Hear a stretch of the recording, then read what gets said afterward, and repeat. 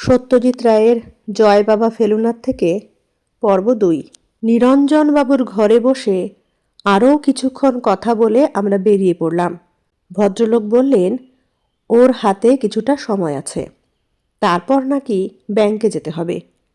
তার আগে পর্যন্ত উনি আমাদের সঙ্গে ঘুরবেন। হোটেল থেকে বেরিয়ে ডান দিকে কিছু দূর গেলেই রাস্তার লোক আর গাড়ি চলাচলের শব্দের সঙ্গে একটা নতুন শব্দ কানে আসতে থাকে। আরও কিছু দূর গেলেই একটা মোড় ঘুরে সামনে গঙ্গা দেখতে পাওয়া যায়। এখান থেকে রাস্তাটা ঢালু হয়ে সিঁড়ির ধাপ আরম্ভ হয়ে যায়। প্রত্যেক ধাপের মাঝখানে আর দুপাশে লাইন করে ভিখিরি। একসঙ্গে এত ভিখিরি এর আগে কখনো দেখিনি। এই ভিখিরির আশেপাশেই চড়ে বেড়াচ্ছে বোকা পাঠার দল। লালমোহনবাবু বললেন, ধন্যি আপনার নাকের স্মরণ শক্তি মশাই। এ গন্ধ তো আমি নিজেও পেয়েছি আগেরবার, কিন্তু ভুলে গেলাম কি করে। দশাশ্বমেধ ঘাটের বর্ণনা দিতে গেলে আমিও হয়তো লালমোহনবাবুর মতো জমজমাট কথাটা ব্যবহার করতাম, কিন্তু ফেলুদার ধমকের পর আর করব না। হোটেলে ফিরে এসে ঘাটের লোককে কি কি কাজ করতে দেখেছি তার একটা নম্বর দেওয়া লিস্ট করতে গিয়ে ১১৩ অবধি পৌঁছে থেমে গেলাম।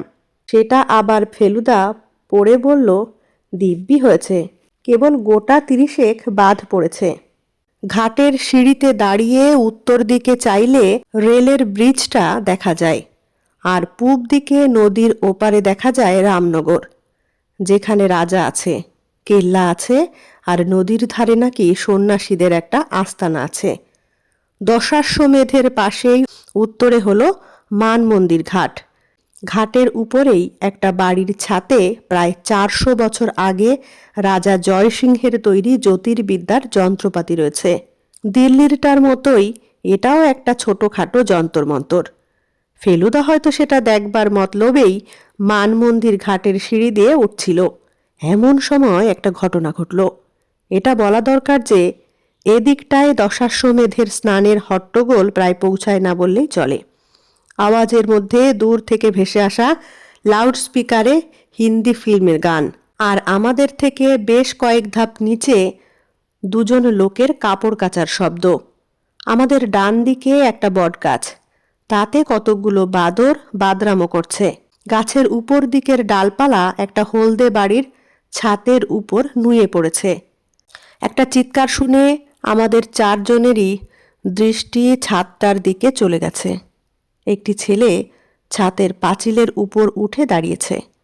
৩ তলা বাড়ির ছাদ। ছেলেটি যেখানে দাঁড়িয়েছে তার সামনে একটা সরু গলি, আর গলির ওপাশে আরেকটা ৩ তলা বাড়ি, সেটার রং লাল।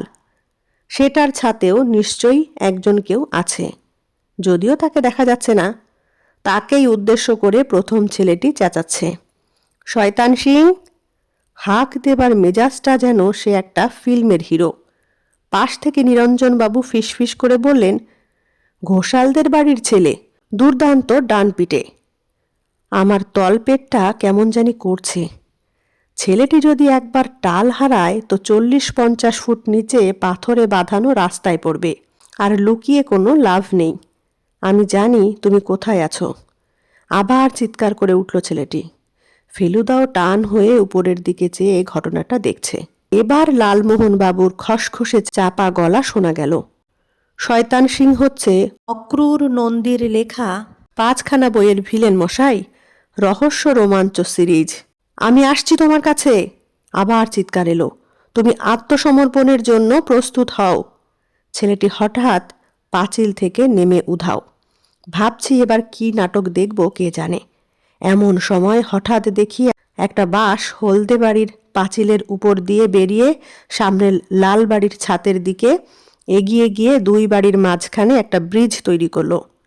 এইবার ফেলুদা মুখ খুলল, যদিও গলার স্বর চাপা। ওনার মতলবটা কি? শয়তান সিং! আবার হুঙ্কার, তুমি ১০ গুনতে গুনতে আমি তোমার কাছে এসে পড়ব। এবার যেটা ঘটল তাতে আমাদের সকলেরই ঘাম ছুটে গেল। ছেলেটি পাঁচিল থেকে কার্নিশে নেমে খপ করে বাঁশটা ধরে শূন্যে ঝুলে পড়ল। ১, ২, ৩, ৪। উল্টো দিকের ছাদ থেকে শয়তান সিং গুনতে শুরু করেছে। আর এ ছেলেটি বাঁশ ধরে ঝুলতে ঝুলতে এগোচ্ছে। একটা কিছু করুন মশাই, নিরঞ্জনবাবু ধরা গলায় বললেন। আমার কলিগ পেনটা আবার ফেলুদার ডান হাতের তর্জনীটা গোখরোর ফোঁস করার মতো এক লাফে ঠোঁটে চলে এলো। আমরা সবাই দম বন্ধ করে এই ক্ষুদে ছেলের দুঃসাহসিক ব্যাপারটা দেখতে লাগলাম। 6, 7, 8, 9 গোনার সঙ্গে সঙ্গে ছেলেটি উল্টো দিকে পৌঁছে গিয়ে কার্নিশে পা ফেলেই বাঁশেরই উপর ভর করে পাঁচিল টপকে লালবাড়ির ছাতে নেমে গেল। তারপর শোনা গেল একটা অচেনা গলায় এক বিকট চিৎকার, আর সেই সঙ্গে প্রথম ছেলেটির এক অদ্ভুত হাসি। লালমোহনবাবু বললেন, মেরেই ফেললে নাকি মশাই? কোমরে যেন ছোড়া গোছের কি একটা ঝুলতে দেখলুম। ফেলুদা গলির দিকে পা পাড়িয়ে বলল, ভিলেনটি কীরকম জানি না, হিরোটি যে দুর্দান্ত সাহসী তাতে কোনো সন্দেহ নেই। নিরঞ্জনবাবু বললেন, ঘোষাল বাড়িতে রিপোর্ট করা ছাড়া আর কোনো রাস্তা নেই। আমরা আরেকটু এগোতেই লাল বাড়িটার দরজার সামনে পৌঁছে গেলাম। ভিতরে অন্ধকার, কাছেই বোধহয় সিঁড়ি, কারণ ধূপধাপ পায়ের শব্দ পাচ্ছি, আর সেই সঙ্গে ছেলেটির কথা এগিয়ে আসছে। তারপর ঝপাত করে পড়বে জলে, আর ভাসতে ভাসতে ভাসতে ভাসতে চলে যাবে একেবারে সমুদ্রে। আর সেখানে একটা হাঙর এসে টপ করে গিলে ফেলবে, আর সেই হাঙরটা যখন ক্যাপ্টেন স্পার্কের দিকে চার্জ করবে, তখন ক্যাপ্টেন স্পার্ক হারপুন দিয়ে ঘ্যাচাং করে মারবে সেটার পেটে। আর এইটুকু বলে আর বলা হলো না, কারণ ঘামে চপচপ ছেলে দুটি দরজা দিয়ে বাইরে এসে পড়েছে। আর প্রথম ছেলেটি আমাদের দেখেই থমকে দাঁড়িয়েছে। বয়স বছর 10 বেশি নয়, ধপধপে ফর্সা রং, চোখ নাক একেবারে রাজপুত্তুরের মতো। অন্য ছেলেটির বয়স কিছুটা বেশি। ইনি যে বাঙালি নন সেটা দেখলেই বোঝা যায়। দুজনেরই চোয়াল যেভাবে চলছে তাতে বোঝাই যায় তারা মুখে চুইং গাম পুরে নিয়েছে। ফেলুদা প্রথম ছেলেটিকে বলল, ও তো শয়তান সিং, আর তুমি কে? ক্যাপ্টেন স্পার্ক, চাবুকের মতো উত্তর দিল ছেলেটি। তোমার আরেকটা নাম আছে না? তোমার বাবা তোমাকে কি বলে ডাকেন? আমার নাম ক্যাপ্টেন স্পার্ক। আমার বাবাকে বিষাক্ত তীর মেরে খুন করেছিল শয়তান সিং আফ্রিকার জঙ্গলে। তখন আমার বয়স 7। তখন থেকে আমার চোখে প্রতিহিংসার বিদ্যুৎ জ্বলে, তাই আমার নাম স্পার্ক। সর্বনাশ, বললেন লালমোহনবাবু, এ যে অক্রূর নন্দীর বই মুখস্থ করে ফেলেছে মশাই। ছেলেটি লালমোহনবাবুর দিকে একবার কটমট করে তাকিয়ে তার বন্ধুকে নিয়ে গম্ভীরভাবে গলি দিয়ে এগিয়ে গিয়ে মোড় ঘুরে অদৃশ্য হয়ে গেল। বর্ন অ্যাক্টর, মন্তব্য করলেন জটায়ু। ফেলুদা নিরঞ্জনবাবুকে জিজ্ঞেস করল, ঘোষাল বাড়িতে কাউকে চেনেন? চিনব না, একদিন রয়েছি কাশিতে। ওদের সকলেই চেনে। প্রায় 100 বছর হলো বেনারসে বাস। এই যে খোকাকে দেখলেন, এর ঠাকুরদা অম্বিকা ঘোষাল এখানেই থাকেন, ওকালতি করতেন। বছরখানেক হলো ছেড়ে দিয়েছেন। খোকার বাপ উমানাথ ঘোষাল কলকাতায় থাকেন, কেমিক্যালের ব্যবসা। প্রত্যেক পুজোয় ফ্যামিলি নিয়ে এখানে আসেন। এদের বাড়িতেই দুর্গাপুজো হয়। খানদানি পরিবার মশাই। এদের জমিদারি ছিল ইস্ট বেঙ্গলে, পদ্মার ধারে। একবার উমানাথের সঙ্গে দেখা করা যায়? কেন যাবে না? আপনারা তো আবলুস বাবা দর্শনে যাবেন বলছিলেন, সেখানেও দেখা হয়ে যেতে পারে। শুনছি নাকি ইনিও দীক্ষা নেবেন করছেন। আবলুস বাবাকে দেখে নিরঞ্জনবাবুর নামকরণের তারিফ না করে পারা যায় না। ফেলুদা দেখেছে কি না জানি না, আমি নিজে জীবনে এত মিশকালো লোক দেখিনি। শুধু কালো নয়, এমন মসৃণ কালো যে হঠাৎ দেখলে মনে হয় গায়ে বুঝি সাপের খোলসের মতো একটা কিছু পরে আছেন। তার উপরে কাঁধ অবধি ঢেউ খেলানো চুল, আর বুক অবধি ঢেউ খেলানো দাড়ি, দুটোই কুচকুচে কালো। সাধু বাবা জোয়ান লোক, বয়স 30-35 বেশি হলে আশ্চর্য হব। অবশ্যই জোয়ান না হলে আর এত সাঁতার কাটেন কি করে? বাবার চেহারা আরও খোলতাই হয়েছে তার গায়ের টকটকে লাল সিল্কের চাদর আর লুঙ্গির জন্য। আমরা 4 জন উঠোনে ভক্তদের ভিড়ের পিছনে দাঁড়িয়েছি। বাবাজি বারান্দায় শীতল পাটির উপর বিছানো একটা সাদা চাদরে বসেছেন। তার দুপাশে দুটো আর পিছনে একটা হলদে মখমলের তাকিয়া। বাবার বাঁ পাশে একজন বৃদ্ধ চোখ বুজে হাত জোড় করে বসে আছেন। বোঝাই যাচ্ছে ইনি হলেন অভয় চক্রবর্তী। বাবা নিজে পদ্মাসনের ভঙ্গিতে বসে অল্প অল্প দুলছেন আর ডান হাতের তেলো দিয়ে হাঁটুতে হাত বুলোচ্ছেন। দোলনিটা হচ্ছে তালে তালে, কারণ বারান্দার একধারে বসে একজন লোক কাঠের খঞ্জনি বাজিয়ে একটা হিন্দুস্তানি ভজন গাইছে। গানের প্রথম দুটো লাইন মনে ছিল। হোটেলে ফিরে এসে খাতায় লিখে রেখেছিলাম, ইতনি বিনতি রঘুনন্দন সে, দুঃখ দ্বন্দ্ব হামারা মিটাওজি। আজ আর সেই মাছের আশের ব্যাপারটা হচ্ছে না। তার বদলে আজ একটা বিশেষ ঘটনা ঘটবার কথা আছে। মছলি বাবা আজ তার ভক্তদের কাছ থেকে জেনে নেবেন আর কতদিন পরে তাকে কাশি ছেড়ে চলে যেতে হবে। সেটা যে কিভাবে জানা হবে তা এখনো কেউ জানে না। লালমোহন বাবুর দেখছি বেনারসে এসেই ভক্তিভাবটা একটু বেড়ে গেছে। সকালে দশাশ্বমেধ ঘাটে ওকে বার তিনকে বেশ গলা উঁচিয়ে জয় বাবা বিশ্বনাথ বলতে শুনেছি। এখানে এসে দেখছি বাবাজিকে দেখেই ওর হাত দুটো আপনা থেকেই জোড় হয়ে গেল। এত ভক্তি দেখালে অ্যাডভেঞ্চার গল্পের প্লট মাথায় কি করে আসবে জানি না। বোধহয় ভাবছেন মছলি বাবা ওকে স্বপ্নে প্লট দিয়ে দেবেন। কালো প্যান্ট আর নীল রঙের গুরু শার্ট পরা একজন ভদ্রলোক সবে মাত্র আমাদের পিছন দিয়ে ঢুকে আমাদেরই পাশে দাঁড়িয়ে বোধহয় ভাবছেন ভিড় ঠেলে কি করে এগোনো যায়। নিরঞ্জনবাবু লোকটির দিকে ঝুঁকে পড়ে বললেন, ঘোষাল সাহেব এলেন না? ভদ্রলোক গলা নামিয়ে উত্তর দিলেন, আগে না, ওনার খুড়তুতো ভাই আর তার স্ত্রী এসে পৌঁছেছেন আজ দুর্গাপুর থেকে। বাড়িতে তাই। ভদ্রলোকের রং ফর্সার দিকে, জুলপিটা হাল ফ্যাশনের, চোখে চশমা, সব মিলিয়ে মোটামুটি চালাক চতুর চেহারা। আপনার সঙ্গে আলাপ করিয়ে দিই। নিরঞ্জনবাবু ফেলুদার দিকে চেয়ে বললেন, বিকাশ সিংহ, উমানাথ বাবুর সেক্রেটারি। তারপর আমাদের তিনজনেরই পরিচয় করিয়ে দিলেন নিরঞ্জনবাবু। ফেলুদার নাম শুনেই সিংহী মশাইয়ের ভুরুটা কুঁচকে গেল। প্রদোষ মিত্র? গোয়েন্দা প্রদোষ মিত্র? হ্যাঁ মশাই। নিরঞ্জনবাবু গলা চাপতে ভুলে গেলেন। স্বনামধন্য ডিটেকটিভ।